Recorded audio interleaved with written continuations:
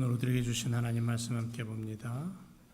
출애굽기 19장 5절의 말씀입니다.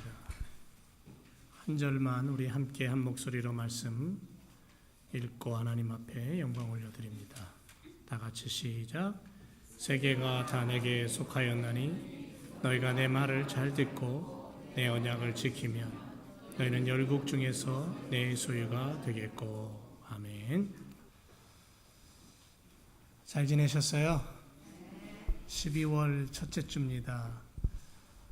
벌써 한 해가 다 저물어가는 것 같아요. 그래도 여기까지 인도하신 하나님께 우리가 감사하며 예배하는 시간 되기를 원합니다.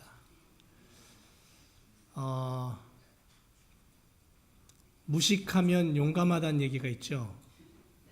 맞습니까? 왜요?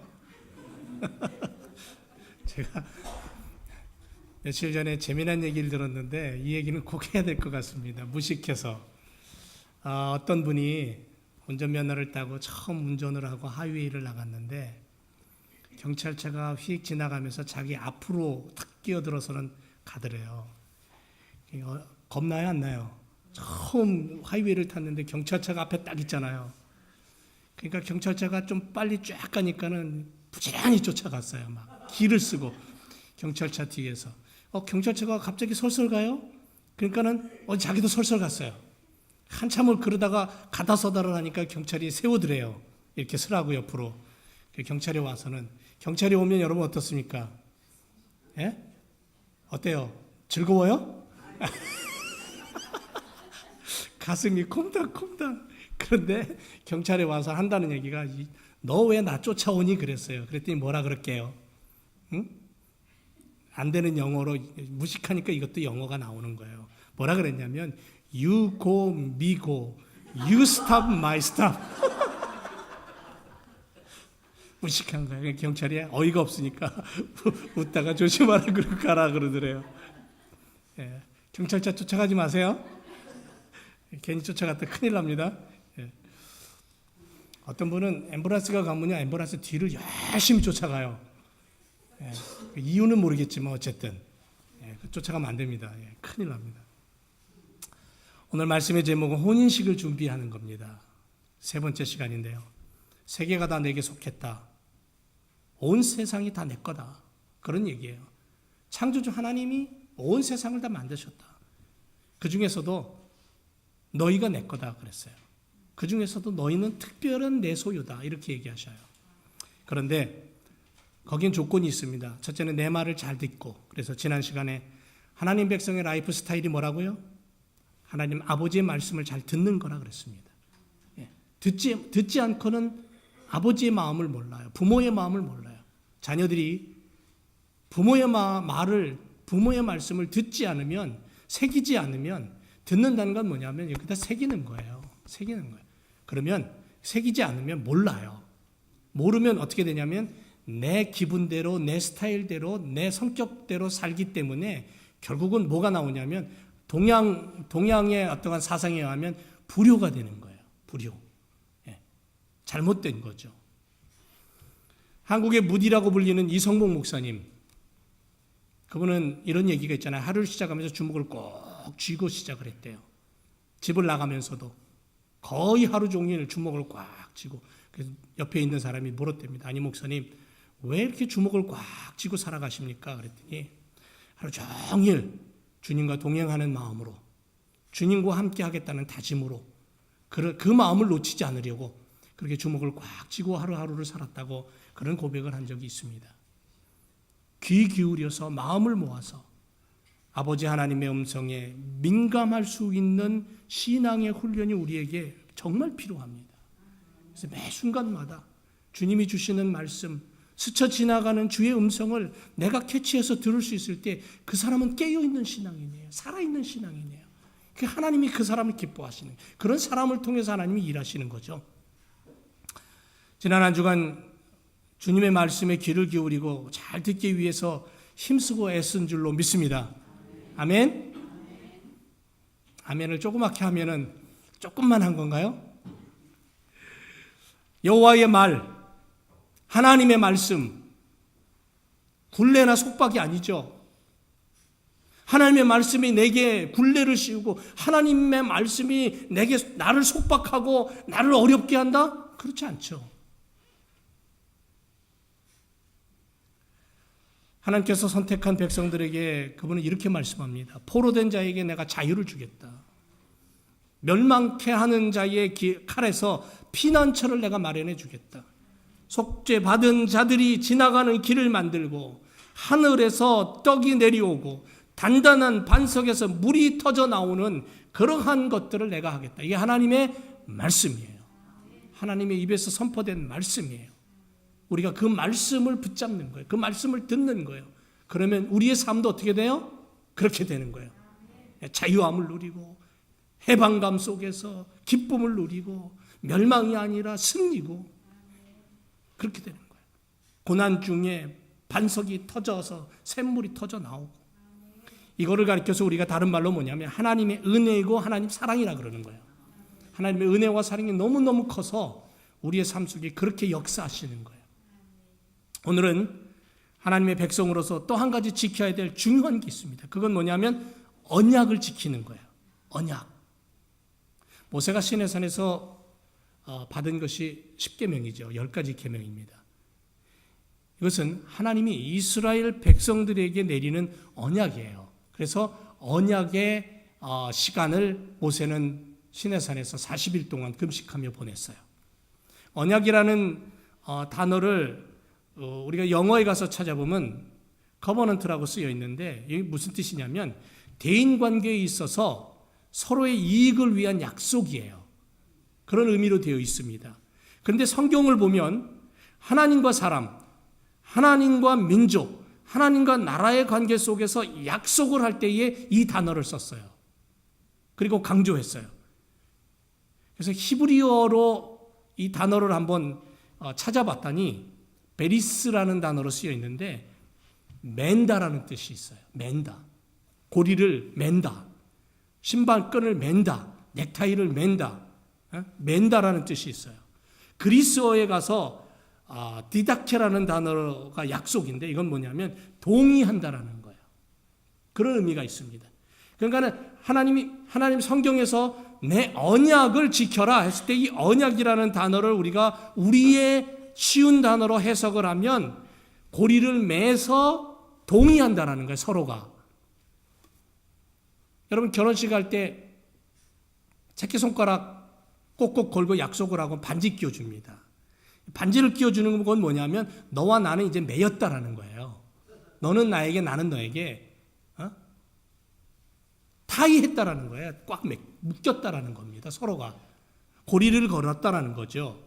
약속입니다. 거기에 동의한다라는 거예요. 구약에서 하나님은 이스라엘 민족과 인격적인 관계를 가지고 언약 관계를 맺으십니다. 창세기 9장에 보면 노아에게 방주를 만들면서 노아와 언약을 맺으셔요. 그리고 8식구로 말미암아 인류를 구원하십니다. 방주의 동식물을 통해서 구원하시고요. 아브라함을 부르시면서 창세기 15장에서 어떤 일을 하시냐면 횃불 언약을 맺으셔요.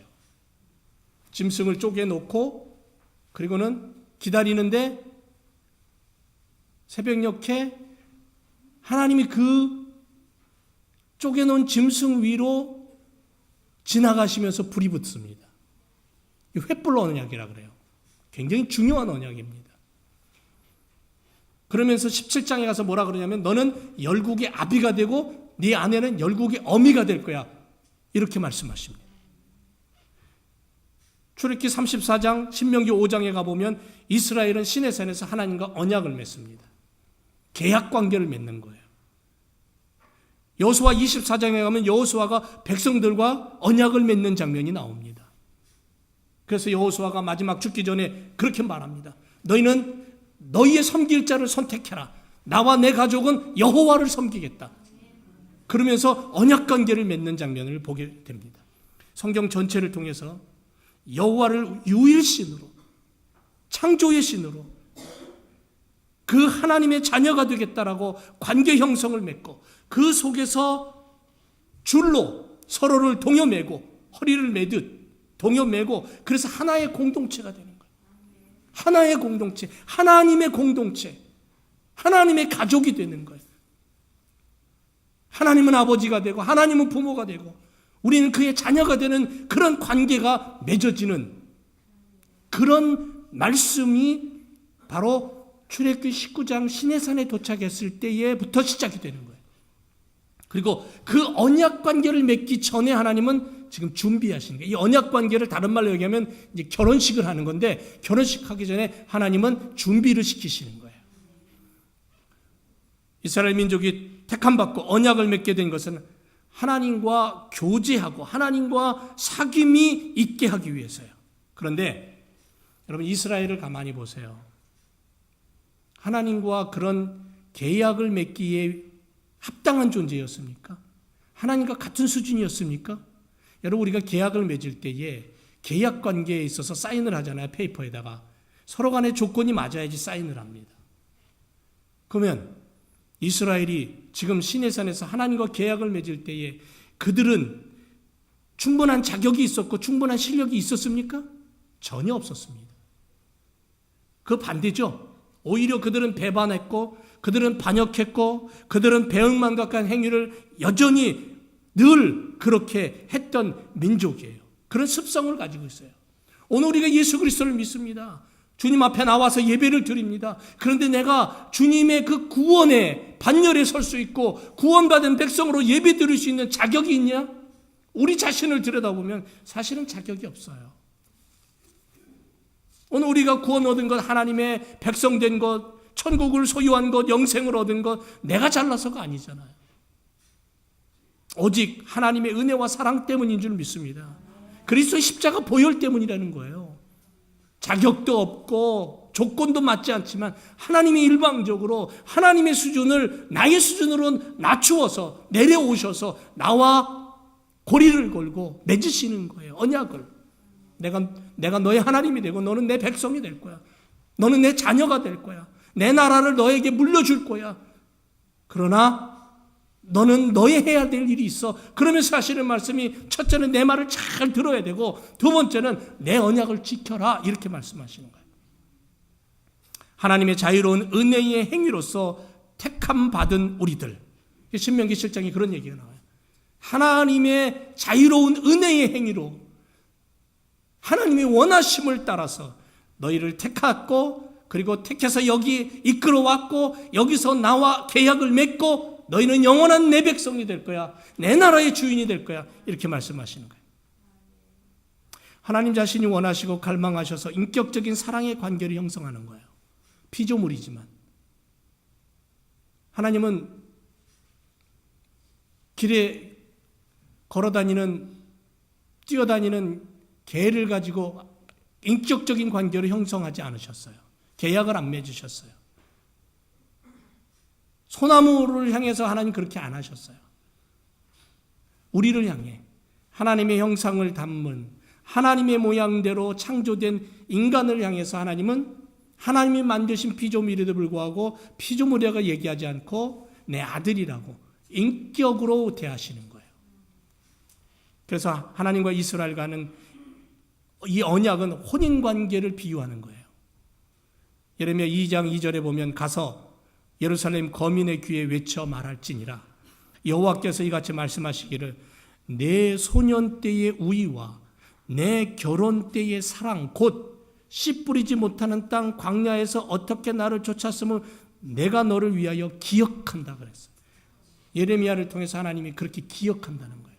왜? 예레미야가 선포하던 이 메시지, 그 당시에는 이스라엘이 하나님을 버렸거든요. 그들이 하나님의 손을 놔버린 거예요. 계약을 파괴하는 거예요. 그래서 예레미야를 통해 하나님은 나는 아직도 너희를 기억한다고 말씀하시는 거예요. 이방신을 섬기고 우상 앞에 제사를 드리는 행위를 언약 불이행이고 간음이라고까지 하나님은 규탄하셔요. 호세아 2장에 보면요, 하나님 철저하게 너희가 이랬지 않느냐라고 고발하고 있어요. 그렇게 하나님 말씀하셔요. 이 언약은 율법에 의해서 지지되었고 그 언약의 말씀을 준수하는 것이 이스라엘 민족이 해야 될 당연한 의무였어요. 그래서 십계명은 언약판이라 그래요. 모세가 시내산에서 40일 하나님과 대면하고 하나님이 친히 써주신 10가지 계명의 돌판을 가지고 내려와요. 2개의 돌판이에요. 한쪽에는 1에서 4번째까지 나 외에 다른 신을 섬기지 마라 로 시작되는 그 계명, 또 한쪽에는 내 부모를 공경하라라는 5번째 계명에서 10개까지 그 2개의 돌판을 들고 내려와요. 한쪽은 하나님과의 관계 속에서의 약속이고 한쪽은 인간과 인간, 사람과 사람과의 관계 속에서의 약속을 하나님이 친히 주셨어요. 이게 언약판이에요. 그런데 그 판을 가지고 내려오는데 밑에서는 어떻게 하고 있어요? 금덩어리를 녹여가지고 금송아지를 만들어서 이게 자신들을 여기까지 인도한 하나님이라고 우상을 섬기고 있어요. 모세가 열이 받쳐가지고 돌판 2개를 다 집어 던져버려요. 모세도 잘못됐지. 하나님이 직접 써주신 돌판이에요. 하나님이 직접 쓴 것은 없어요, 이 세상에. 직접 써주신 돌판을 집어 던져버려요. 깨트려버려요. 나중에 모세가 돌판을 만들어 갖고 올라가서 하나님 다시 써주세요. 다시 써주긴 하시는데,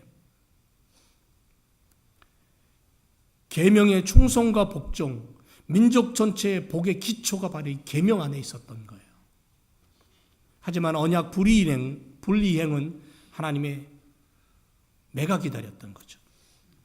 그걸 분명히 알고도 이스라엘 백성들은 결국 매를 자처하는 행위를 늘 했어요. 그들의 역사가 그렇게 되어 있습니다. 하나님께서 세우신 언약을 지킨다는 것은 다름 아니 하나님 백성으로서의 본분이라고 보면 돼요. 당연한 의무입니다. 우리가 미국에 살면서 미국의 법을 지키는 것, 준수하는 것 당연한 의무입니다. 아브라함을 부르시고 언약을 맺으시면서 하나님은 그에게 은혜를 허락하셨어요. 그리고 아브라함은 오직 믿음으로 그것을 받았어요. 그러므로 하나님이 언약을 세우시고 그것을 지키라는 것은 곧 하나님의 은혜를 깨닫고 믿음으로 순종하는 삶을 살라는 의미예요. 하나님을 신뢰하면서 하나님께서 부르신 믿음의 나라로 한 걸음 한 걸음 나아가는 전적인 순종, 그 삶을 하나님이 요구하고 계시는 거예요. 다른 거 대단한 거 요구하는 거 아니에요. 믿음을 지키는 것이 곧 말씀을 쫓아 사는 삶이고, 말씀을 쫓아 사는 삶은 결국은 언약을 이행하는 삶을 살게 된다는 거죠. 하나님 이걸 요구하시는데 사람들은 하나님의 이 요구를 다 잊어버리고 자신들의 배만 채우기 위해서 하나님이 금을 원한다, 하나님이 명예를 원한다, 하나님이 돈을 원한다, 그렇게 설명을 하는 거죠. 잘못된 거죠. 그래서 중세 암흑기에 캐톨릭의 타락이 바로 물질에서 왔잖아요. 지금 21세기 한국교회 타락이 물질에서 왔고요. 미국 교회, 그 엄청난 교회들이 문을 닫고 있는 이유가 뭡니까? 신앙의 열의가 떨어지고 하나님의 말씀을 지키는 것에서 등한시하고 하나님의 뜻, 하나님의 말씀을 다른 곳으로 해석하고 있기 때문에 결국은 사람이 줄고 믿음이 사라지고 교회가 문을 닫는 거 아닙니까? 여러분, 우리 교회가 100년, 200년 여전히 예배의 소리가 들려오고 찬양의 소리가 들려오고 하나님의 백성들이 이곳에서 하나님을 찬양하고 예배하는 그런 교회로 만들어야 될 줄로 믿습니다. 그렇게 되기 위해서는 우리 후손들에게 우리가 해줘야 될, 물려줘야 될 것은 명예나 권세나 부가 아니라 말씀이에요. 말씀을 잘 듣고 하나님의 언약의 말씀을 지키는 그런 자녀들이 되도록 기도하고 가르칠 때에 우리 교회가 오래도록 주님 오시는 그날까지 이곳에서 예배하는 그러한 소리가 들리는 거예요. 우리 주변에도 한번 가보세요. 문 닫는 교회 얼마나 많은지 몰라요. 부동산 사이트 들어가 보면요, 교회 판다는 내용이 얼마나 많은지 몰라요.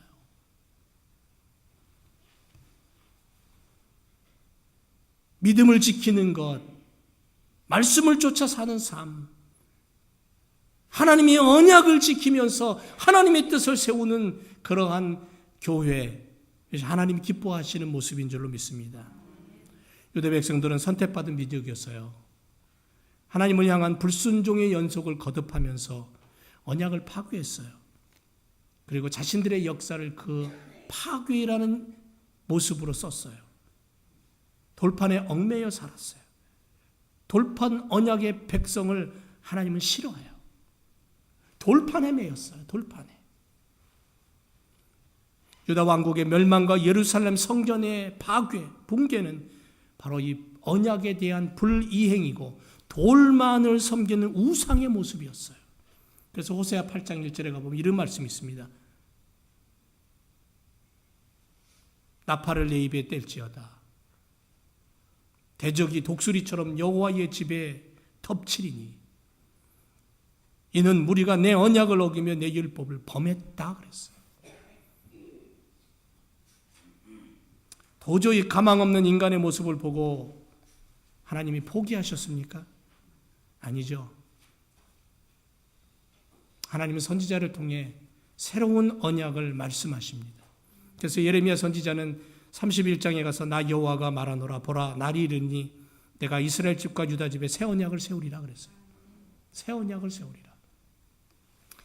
하나님이 시내산에서 주신 그 언약의 돌판만을 섬기며 하나님의 진짜 의도의 계명을 몰랐던 내팽개쳤던 그들을 향해 하나님은 새로운 언약을 약속하십니다. 영원한 언약이죠. 에스겔서에 보면 에스겔 선지자를 통해 내가 영원한 언약을 세우리라. 보라 내가 너의 어렸을 때에 너와 세운 언약을 기억하고 너와 영원한 언약을 세우리라 그랬어요. 새 언약, 영원한 언약, 그것은 결국 예수 그리스도를 통해 성취됩니다.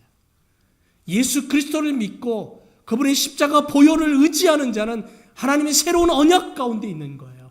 그래서 새 언약을 가진 자로 살아가라는 거죠. 율법의 복종, 요구, 고집, 아집, 하나님을 멀리하는 인간, 그런 습관 속에 살아가는 모습들을 보면서 하나님은 마지막으로 당신이 친히 인간이 되셔서 인간의 몸으로 오셔서 인간의 죄를 위하여 십자가에 죽으셔요. 피를 흘리셔요. 그래서 이것을 가리켜 십자가의 언약이라 그래요. 내 말을 잘 듣고 내 언약을 지켜라. 그러면 내 백성이 되겠다.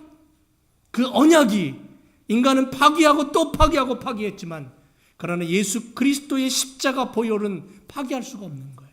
물론 오늘날 이것마저도 외면하는 사람들 수없이 많습니다. 지금도 예수 그리스도가 필요 없는 인생들 얼마나 많은지 몰라요. 그러나 우리는 예수 그리스도를 인정하고 예수 그리스도를 영접하고 그리스도의 보혈의 십자가로 내 죄가 씻음받음을 믿습니다. 하나님의 긍휼과 그리스도의 십자가의 속죄의 역사에 참여해서 그분으로만이 구원함을 얻고 천국을 의지하고 의롭게 된다는 믿음과 고백을 우리는 가지고 살아갑니다. 그것이 바로 복음입니다. 그것이 바로 마지막 언약이고 영원한 언약인 줄로 믿습니다. 사랑하는 제일교회 성도 여러분, 지금 우리들에게 요구되는 것은, 주님이 우리에게 원하시는 것은 언약을 지키는 하나님의 친백성이 되기를 원합니다. 새 언약을 소유한 천국 백성, 새로운 언약, 십자가 보혈의 언약. 그래서 이 새 언약을 소유한 그리스도인들은 어떻게 살아가냐면 사랑과 충성이라는 것을 가슴에 담고 살아가요. 갈대아 우리에서 끄집어내신 하나님은 아브라함을 믿음의 세계로 옮겨 놓으셨죠. 믿음의 조상이 되게 하셨습니다. 그런데 아브라함이 믿음의 조상이 되기까지, 그가 믿음의 조상이 언제 되냐면, 어느 순간에 되냐면 모리아 산에서 자기의 아들을 제물로 바치는 그 순간에 됩니다. 그런데 그 믿음의 조상이 되기까지 아브라함이 걸어왔던 길은 뭐냐면 충성과 사랑 외에는 없었어요. 오직 하나님을 향한 충성, 오직 하나님을 향한 사랑.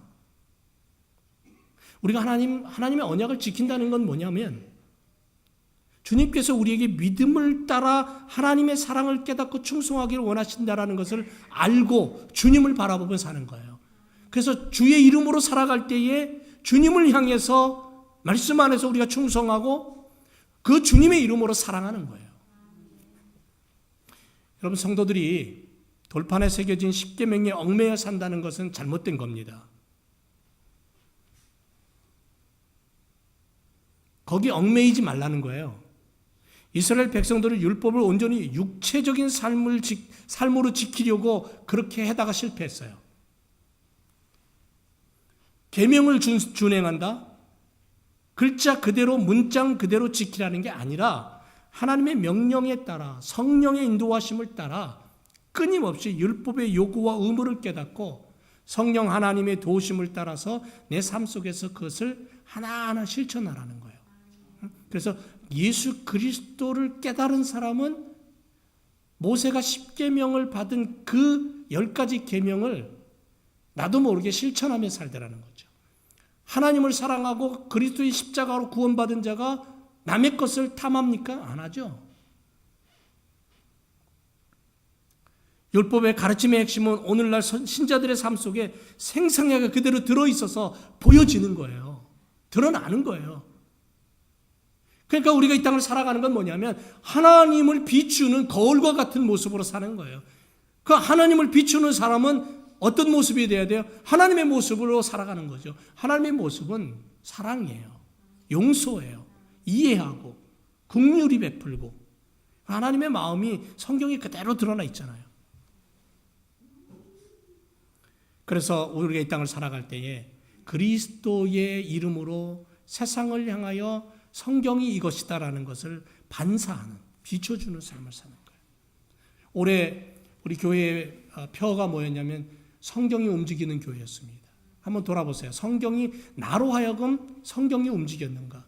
성경은 절대 움직이지 않습니다. 이 성경책은 까만 건 글씨고 빨간 건 예수님의 말씀이고 그리고 이건 책이에요. 그냥 66권의 책이에요. 근데 이 글자가 내 안에 들어와서 성령의 인도하심을 따라 움직이게 되면 그게 바로 성경이 움직이는 거예요. 그래서 성경은 우리에게 뭐라고 얘기하냐면 너는 살아 움직이는 성전이라 그랬어요. 너희는 살아 움직이는 하나님의 메시지라 그랬어요. 우리는 살아 움직이는 하나님의 성경이에요. 그렇다면 성경을 보여주고 성경이 움직이고 성경이 살아있고 성경이 실천되는 삶을 우리가 살아야 되지 않겠어요? 그게 바로 그리스도인이에요. 성경이 요구하는 게 바로 그거고 그게 하나님의 말씀이고 그러기 위해서 우리가 필요한 게 뭐냐면 하나님의 말씀을 잘 들어야 돼요. 글자 하나하나. 그리고 그 언약의 말씀을 기억하고 지키며 사는 거예요. 얼마나 축복된 삶인지 모릅니다. 세상 사람들은 이해하지 못할지 모르지만요.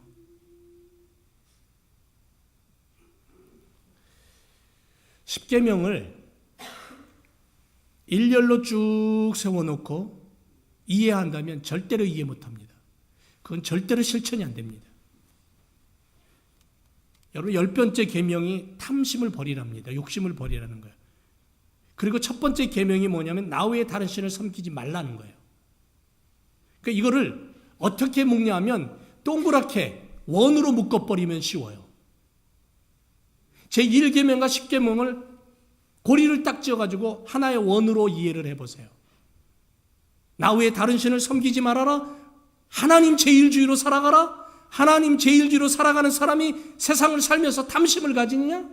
남의 것을 빼앗느냐?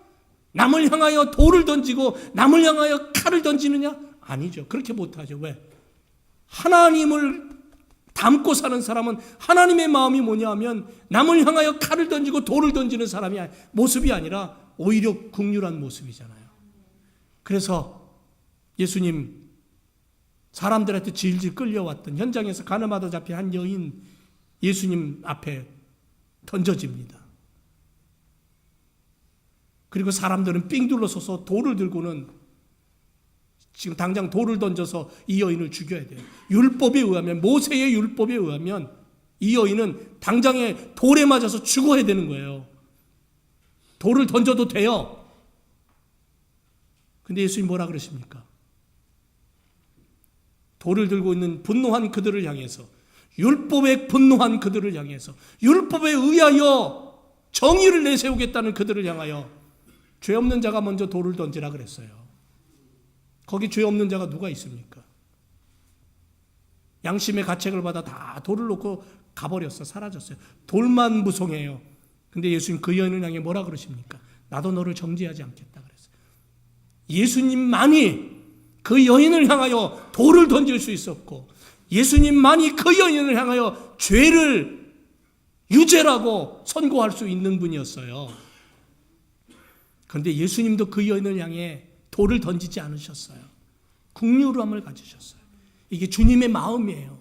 이 주님의 마음이 우리 안에 있다면 결국 우리는 다른 계명을 이루어낼 수 있는 삶을 사는 거예요.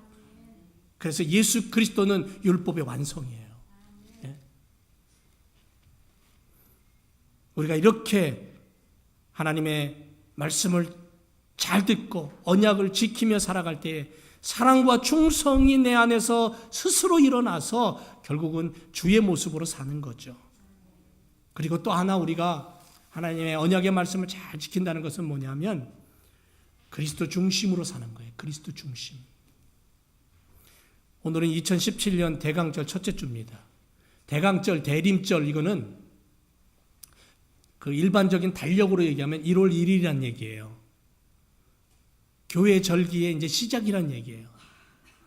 이 예수님이 이 땅에 오시기 전 4주 전부터 예수님을 기대하는 마음, 예수님을 기다리는 그 소망의 마음을 가지고 예수님을 바라보자. 그래서 교회 절기의 대강절이 시작이 됐어요. 오늘부터. 그래서 강단에도 초가 하나 켜져 있죠. 이제 다음 주에는 초가 2개 켜질 거고요. 이게 희망입니다. 주님이 점점 우리 가운데 가까이 오시는 거예요. 그래서 성탄절날 주님을 맞이할 때 그 기쁨과 감격을 우리가 누리자는 거죠. 구약 성경에 수많은 약속으로 되어 있습니다. 시내산 앞에서 하나님의 계명을 받아들게 될 이스라엘 백성들에게 하나님의 언약의 말씀은 잘 듣고 그것을 온전하게 실천해서 하나님의 뜻이 드러나게 해야 될 의무와 책임이 그들에게 주어진 거예요. 오늘 우리들에게 그리스도 중심으로 사는 건 이거는 어떤 선택이 아니에요. 의무와 책임이에요. 그리스도인들에게 있어서. 여러분 예수님에 관한 말씀을 한번 성경에서 찾아보면요. 포리드 해밀턴이라는 사람은 학자는 기독교 신앙의 기초라는 책에서 구약 성경에서 예수님이 우리 가운데 오신다라는 약속, 예언을 332개가 있다고 찾아냈어요. 그런데 페인이라는 어떤 학자는 성경 예언의 백과사전이라는 책에서 예수님에 대한 예언의 성취를 191개를 찾아냈어요. 조금 다르긴 한데 성경엔 수많은 예수님에 대한 약속으로 되어 있어요. 예수님이 이 땅에 오실 것이다.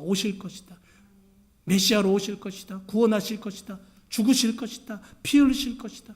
그리고 다시 오실 것이다. 이제 한 가지 약속만 남았어요. 그게 뭐냐면 재림의 예수님, 다시 오실 예수님, 마라나타의 예수님만 남았어요. 창세기 3장 15절에 여자의 후손으로부터 시작된 예수님의 예언, 처녀로 태어날 것이다. 이사야 7장에 보면, 시편 2편에 보면 하나님의 아들이다. 아브라함의 씨다. 베들레헴에서 태어난다. 하나님의 심판자로, 왕으로 이 땅에 오실 예수님. 성경은 우리들에게 예수님에 대해서 수없이 약속하고 수없이 가르쳐주고 있어요. 그분은 메시아다. 그분은 구세주다. 그분으로 말미암아 생명을 얻는다라고 수없이 가르쳐주고 있어요. 그런데도 사람들은 귀를 닫고 살아가죠. 오늘 우리는 그 예수님을 알아요. 그 예수님을 믿어요. 그래서 오늘 이 자리에 나와서 예수님을 바라보며 예수님 앞에 엎드려 기도하고 마음을 드리고 그리고 예배하는 거예요. 예수님 중심의 삶. 그래서 내 중심에 예수님이 계시는 거예요. 여호와는 나의 목자시니, 다윗이 고백했잖아요. 여호와는 나의 목자시니 내가 부족함이 없다. 이 얘기는 뭐냐면 내 인생의 주인은 예수님입니다라는 거예요. 주님이라는 거예요. 신앙인의 삶에 오직 한 가지 그리스도 중심의 삶. 이걸 놓치면 다 놓치는 거예요. 그래서 그리스도 중심의 삶의 핵심은 예배, 기도, 그리고 그 예배와 기도를 통해서 힘을 얻고 나가서 실천하는 거. 그리고 세 번째로 언약의 말씀을 지킨다는 건 뭐냐면 공동체를 생각하라는 거예요. 공동체의 질서예요. 모세의 계명 안에는 살인자의 생명 보존이나 도둑질, 거짓 증거, 간음, 과부, 고아, 나그네, 이런 것들에 대한 공동체가 어떻게 처리하고 살아갈지에 대해서 이야기하고 있어요. 그래서 출애굽기부터 레위기, 민수기, 신명기까지 보면요, 모세는 이스라엘 백성들의 그 공동체가 어떻게 살아야 하나님의 방법대로 하나님의 공동체로 살아갈 수 있을지를 세세하게 설명하고 있어요. 여러분, 제5계명 가족의 질서를 바탕으로 말씀하죠. 내 부모를 공경하라. 이건 가족의 질서의 시작이에요. 그러면서 가족 간에, 이웃 간에 어떻게 하나님을 섬기는 자들이 살아야 될 것인가를 쭉 설명하고 있는 내용을 보게 됩니다. 그러니까 창세기부터 하나님은 인간을 만드시고 가정을 만드시고 그리고는 공동체로 시작하신 것을 볼 수 있고, 결국은 아브라함을 부르실 때에 아브라함을 통해서 하나님의 공동체를 꿈꾸셨고, 출애굽을 하시면서 하나님의 나라라는 공동체를 하나님이 세우셨고, 그리고 오늘날 교회를 통해 하나님 백성이 모여서 하나님의 나라를 이루는 교회 공동체를 하나님은 만들고 계시는 거예요. 이 교회 공동체가 하나님의 말씀을 제대로 안 듣고 하나님의 언약을 제대로 지키지 않으니까 결국 교회 공동체가 어떻게 되냐면 이게 공동체 말만 공동체지 세상과 똑같이 돼버리는 거예요. 말씀이 사라지고 은혜가 사라지고 사랑과 충성과 믿음이 사라지고 결국은 자기 욕심과 자기 욕망에 의해서 지지고 볶고 싸우고, 그건 교회가 아니죠. 건물만 있는 교회 건물이라는 것만 있을 뿐이지 아니죠. 교회가 아니죠. 교회는 믿음의 사람들이 있을 때 교회가 되는 거예요. 그들이 서로 그리스도의 말씀을 붙잡고 십자가의 은혜를 붙잡고 구원을 선포하고 예배를 드리고 하나님의 이름을 높이고 서로 사랑하고 서로 존경하고 격려할 때에 그 안에 그리스도의 은혜가 넘치고 하나님의 축복이 넘치는 거예요. 그게 교회예요. 그래서 교회는 가장 먼저 사람이에요. 사람. 인격을 가진, 하나님의 인격을 가진 사람이 교회예요. 그 사람들이 모여서 한 무리를 이룰 때 그것이 가정이 될 수 있고 건물이 될 수 있는 거예요. 그게 교회예요. 그래서 초대교회는 가정에서부터 시작됐어요. 지금도 저 모슬렘 땅 어느 구석에 보면요, 교회가 어떠냐면 이런 건물이 아니에요. 가정이에요. 중국에도 가보면 가정이 교회 많아요. 북한 땅에도 지금 숨어서 예배를 드리는 신앙의 무리들이 있다 그럽니다. 그 지하교회, 가정교회 이렇게 얘기합니다. 숨어서 믿음을, 로마 당시에 무덤, 사람들을 죽으면 시신을 묻는 이 동굴 무덤을 연결을 해가지고 약 한 150km 이상 되는 그 길게 만들었고 그곳에서 예배를 드렸어요. 카타콤베라고. 여러분, 이 건물은 그리스도의 사람들이 떠나면 이 건물은 건물로서만 있는 거예요. 우리는 신앙의 공동체입니다. 믿음의 공동체예요. 믿음의 공동체, 그리스도의 한 식탁에서 함께 음식을 나누는 밥상 공동체, 그렇게 모인 우리들이 함께 주님을 예배하는 장소가 교회인 거예요. 이 건물이 그래서 교회인 거예요. 그래서 아름다운 거고요. 그래서 행복한 거고요. 그래서 늘 찾아오고요. 교회는 하나님의 공동체인 줄 믿습니다. 그래서 소중한 거예요. 여러분 한 사람 한 사람이 교회이기 때문에 소중하고 그리스도의 사람이기 때문에 소중한 것처럼 그 한 사람 한 사람이 모여서 공동체를 이루고 교회 건물을 가지는 것, 이것이 바로 신앙 공동체가 되는 거예요. 그래서 하나님이 기뻐하시는 거, 복을 주시는 거예요. 그래서 공동체가 하나님의 질서 가운데 움직이고 말씀이 살아있고 하나님의 뜻인 사랑과 은혜와 축복이 살아있을 때에 그곳에서 자라나는 자녀들이 복을 누리고 꿈을 키우는 거예요. 사랑하는 제 교성들 여러분, 오늘 우리가 이런 교회로 만들어가기를 주님의 이름으로 축원을 드립니다. 하나님은 언약의 하나님, 은혜의 언약을 주시고 사랑의 언약을 주시고 믿음의 언약을 주시고 축복의 언약을 주시고 영원한 생명의 언약을 주셔서 오늘도 우리를